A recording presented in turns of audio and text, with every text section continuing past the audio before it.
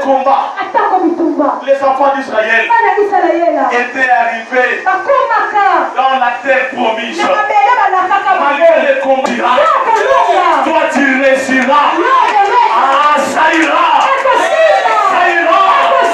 Ça marchera. Ça marchera. Limite de la famille. C'est un enseignement que nous avons débuté depuis le début de cette semaine.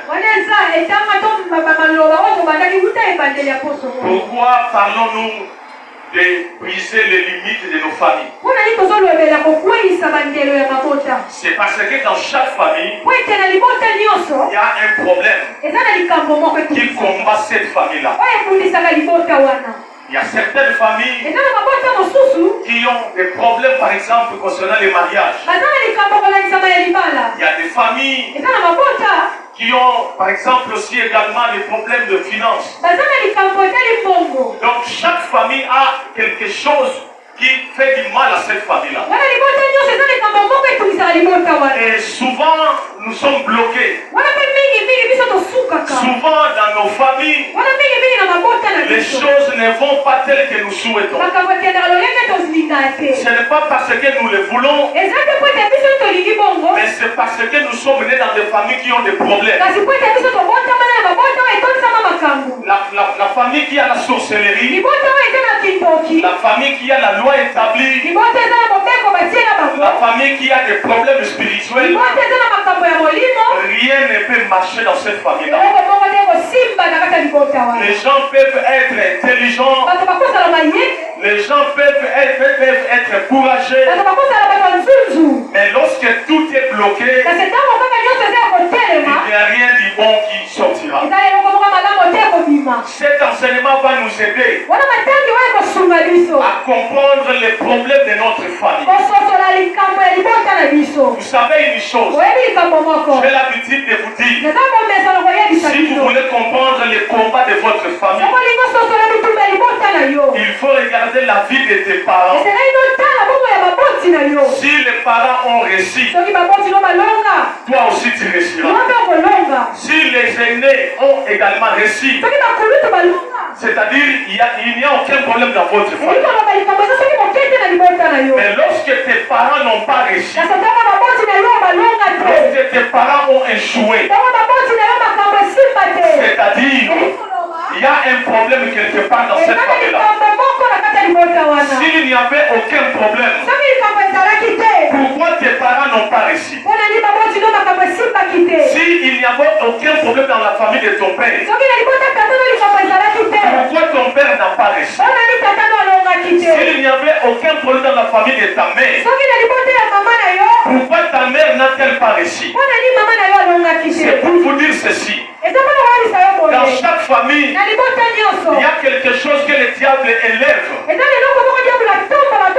comme obstacle, comme combat, comme problème, pour barrer la route à ce que les enfants de cette famille-là ne puissent pas réussir. Raison pour laquelle vous verrez dans une famille la même vie que les parents ont vécu, les enfants sont en train de lever de la vie. Papa avait épousé 3 femmes, ou soit il a fait des enfants avec d'autres femmes. Les filles ou soit les fils de cette famille-là subissent le même sort que les parents. Cela prouve à suffisance que les parents ont été combattus. Il y a eu une limite ou une loi qui interdit aux enfants de la même famille-là à ne pas aller de l'enfant. J'insiste et signe tout en disant, si tu veux réussir, il faut regarder la vie de tes parents. Tu n'as pas besoin d'un prophète pour comprendre ton combat. Tu n'as pas besoin de qui que ce soit pour te faire comprendre ce que ta famille a enduré comme combat. Il suffit seulement de regarder la vie de tes parents, je suis. Regarde encore ta vie. Compare-le. Tu trouveras que quelques éléments qui se trouvent dans la vie de tes parents viennent également encore à ta vie. Les mêmes événements, les mêmes réalités, les mêmes situations difficiles qu'avaient vécu tes parents, tu les verras également à ton tour. On a besoin de prophètes pour comprendre que tout vos âmes.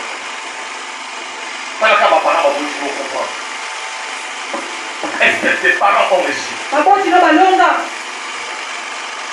Le diable instaure des limites dans nos familles. L'objectif de ces limites-là,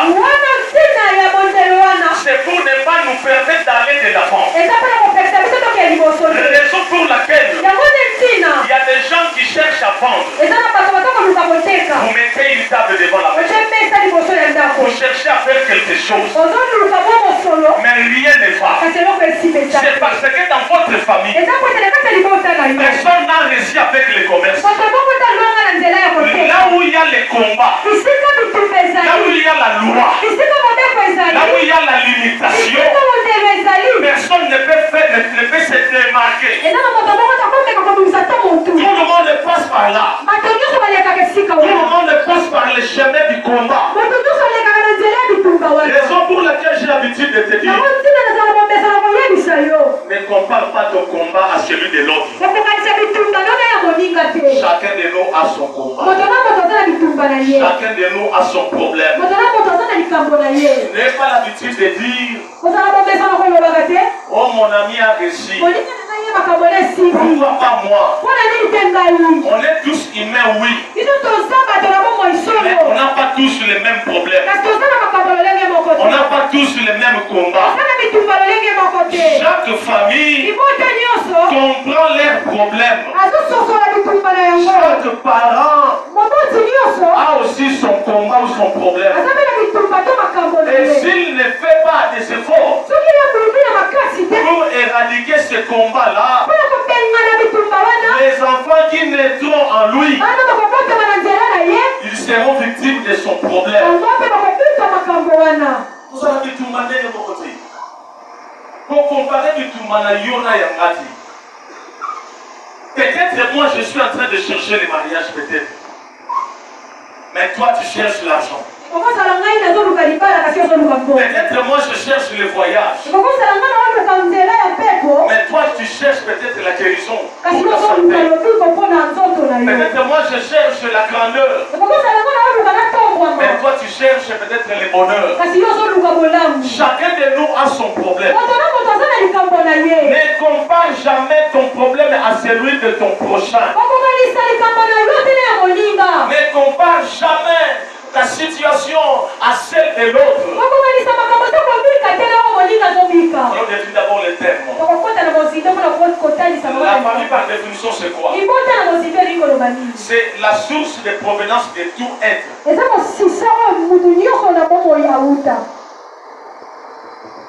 Tout être a une famille. A une souche. Même un animal a une famille. Même les chiens, même les chats, même les lions, peu importe la catégorie de l'animal, a une famille. C'est-à-dire tout être, c'est-à-dire toute créature a une origine. C'est également avec nous les humains. Nous avons également une origine. Raison pour laquelle ne néglige jamais les combats de votre famille. Si tu as l'habitude de minimiser les problèmes de votre famille, ce problème-là va te tuer. Ce problème-là va te neutraliser. Il y a des personnes qui disent le problème de mon père n'est pas mon problème. Le problème de ma mère n'est pas mon problème. Mais laissez-moi vous dire une vérité. C'est possible que le combat de ton père puisse te suivre. C'est parce que tu as son sang c'est fort probable que les combats de ta mère puissent te suivre. Parce que tu es sorti d'elle. Elle a donné pardon son sang.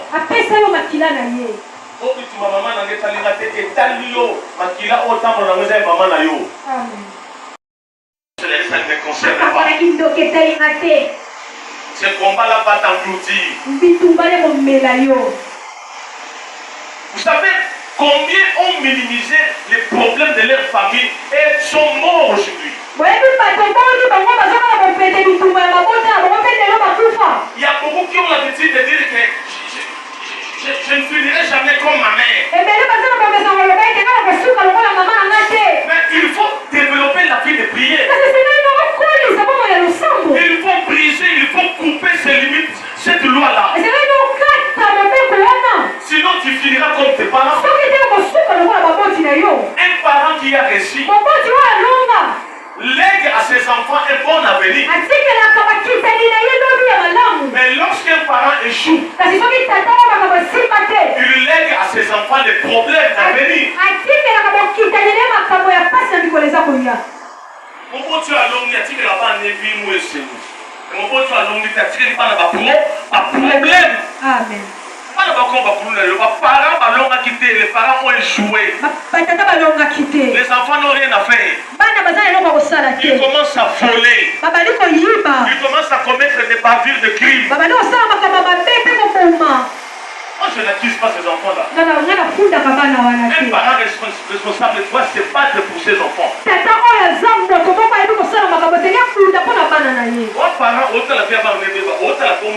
Tu es un père et tu vois la vie de tes enfants partir en néant et tu trouves ça normal.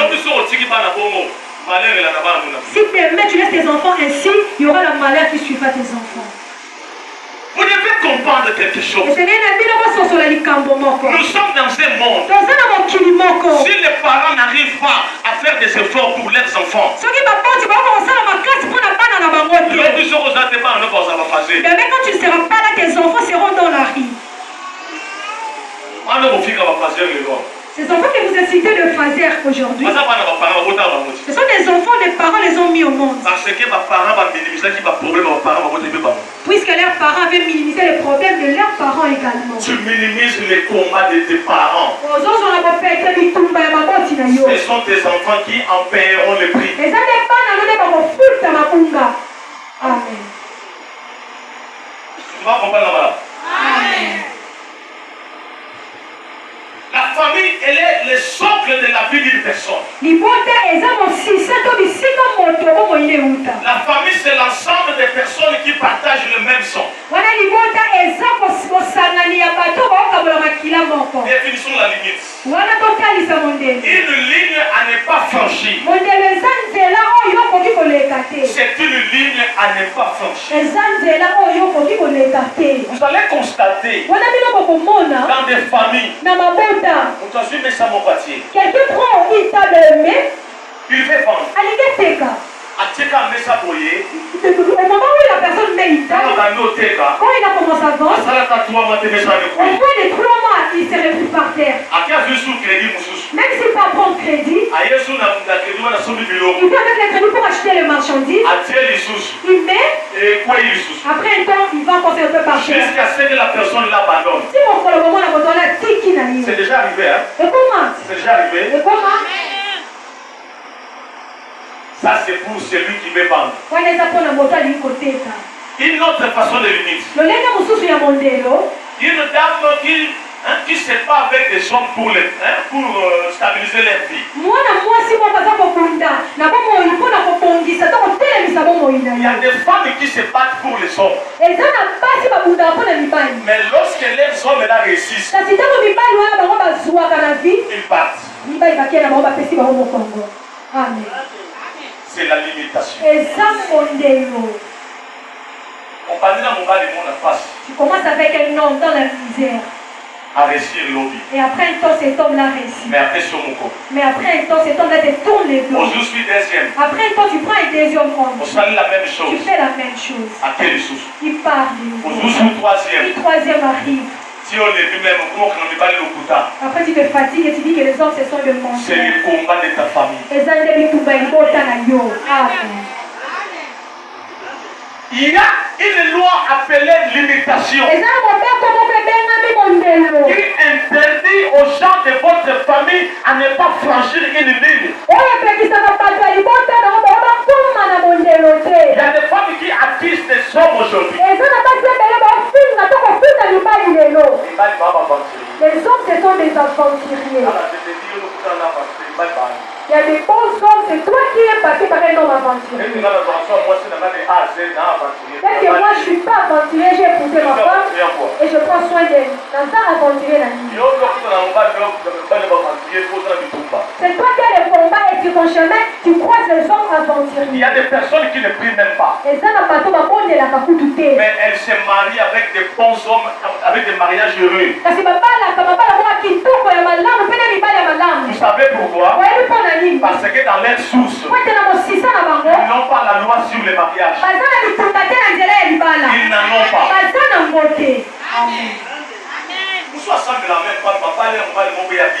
Et d'autres personnes, elles ne prient pas, mais c'est un homme sérieux qui le prend en mariage. C'est un problème familial, leur souche ne combat pas le mariage. Peut-être qu'ils ont un problème d'argent, mais on les a laissés le mariage. Raison pour laquelle je vous dis, ne compare jamais ton combat à celui de ton prochain. Chacun de nous a son problème personnel. Hein? Amen. Centre. Quelqu'un me comprend? Une interdiction formelle à suivre. Une interdiction formelle à suivre. Okay. Et nous allons maintenant parler sur une histoire. Le roi Balak et le prophète Balaam. Les enfants d'Israël étaient émerveillés, étaient épanouis. Et ça faisait mal à leurs ennemis. Écoutez, je vais vous dire une vérité. À chaque fois que Dieu nous fasse grâce, ça crée des ennuis, ça crée les rancœurs dans le cœur de nos ennemis. À chaque fois que à chaque fois que Dieu nous fait du bien, les gens qui ne nous aiment pas, ça leur fait du mal au fond de leur cœur. Dieu, après avoir libéré les enfants d'Israël en Égypte, il les amène vers Canaan, qui était le pays de la promesse. Les premiers combats, c'était d'abord avec Amalek. Sur la montagne de Raphidim. Le deuxième combat, c'était un roi nommé Balak,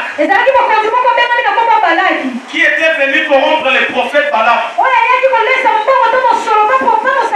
tout en lui disant, tu vois les enfants d'Israël veulent aller vers le Canaan. Je ne peux pas accepter. C'est-à-dire quoi? Il y a une révélation là-bas. Dieu t'a promis quelque chose, mais le diable suscite le combat. Pourquoi le diable suscite le combat? C'est pour t'empêcher à ne pas accéder à la bénédiction que Dieu t'a promis. Dieu peut nous dire, je te bénirai, je te ferai du bien.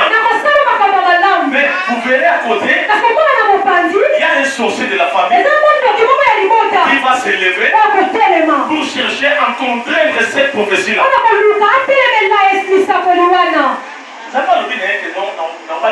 Dieu a dit qu'il te fera marier. Mais on comprend des professeurs qui nous diraient si ma mais tu ne comprendras pas à un moment donné la prophétie n'arrive pas à s'accomplir. C'est parce que cette prophétie-là a croisé le combat de David. Mais il y aura une bataille entre la promesse de Dieu et la vie de la personne.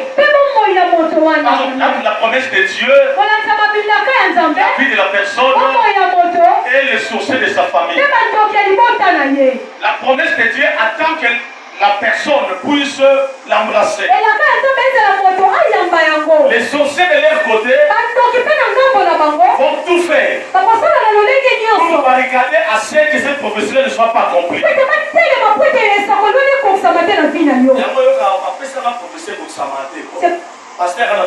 C'est pourquoi vous verrez les gens dire qu'on m'avait donné une prophétie, mais cela n'arrive pas à s'accomplir. Le pasteur n'a aucun problème, c'est le combat de ta famille qui ne veut pas que la prophétie s'accomplisse.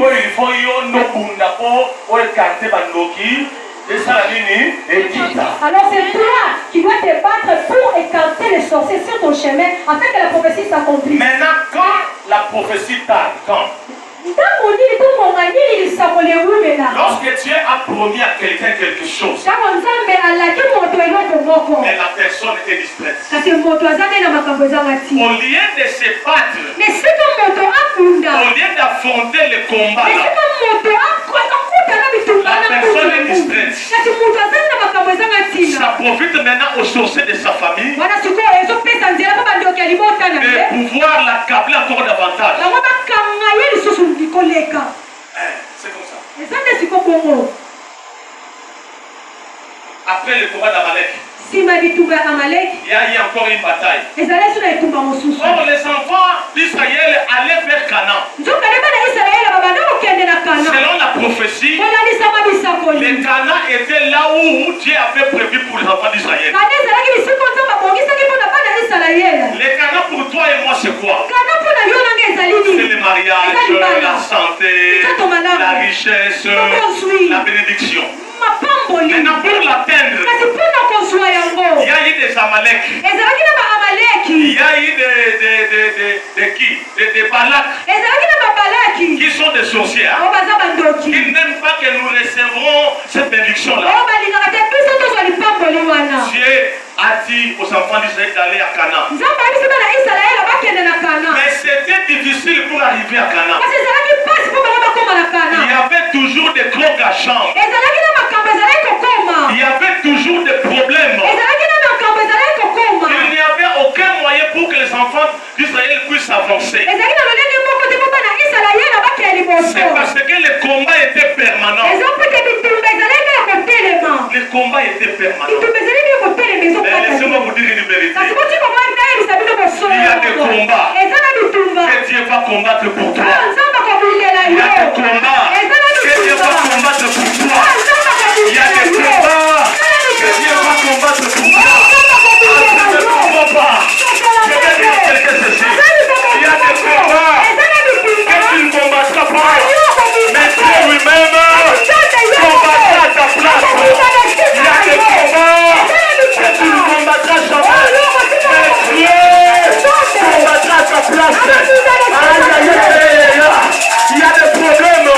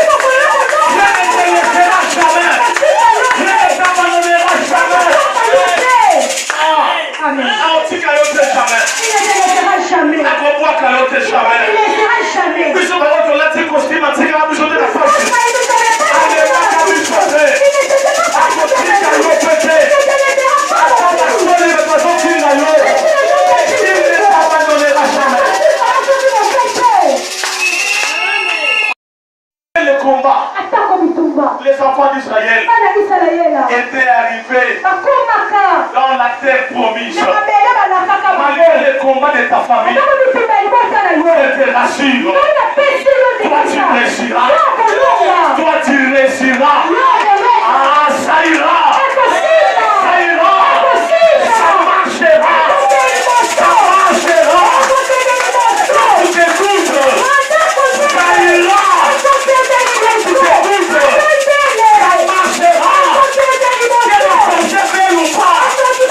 Que la nouvelle famille belle ou pas. Ah, ça ira.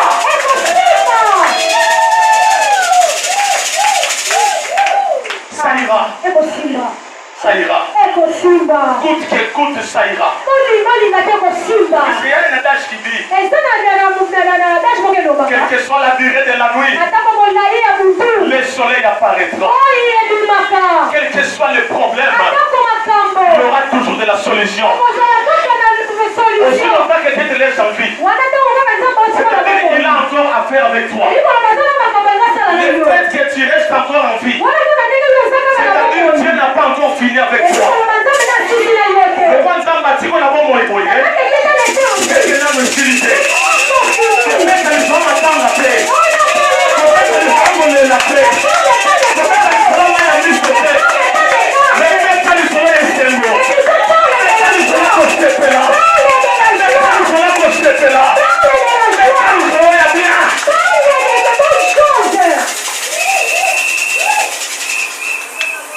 Ah oui.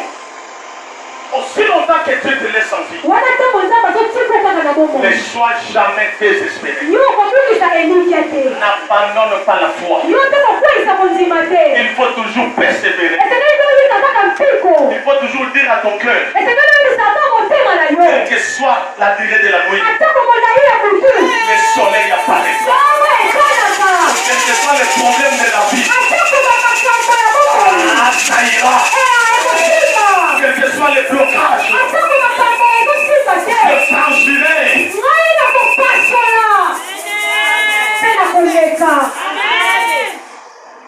N'aie pas peur. La Bible nous dit, il sera avec nous jusqu'à la fin de nos jours. C'est bien précisé. Il sera avec nous jusqu'à la fin de nos jours. Ah, quelle joie! Dieu sera avec nous jusqu'à la fin de nos jours. Aucun sorcier ne te bouffera. Il ne te mangera pas. Pourquoi doit-il te manger?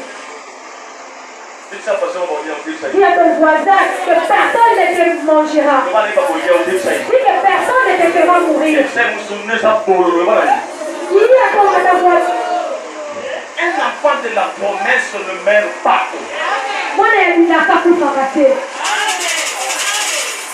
Dieu t'avait promis quelque chose. Aussi longtemps qu'il ne l'a pas fait, qui va te tuer?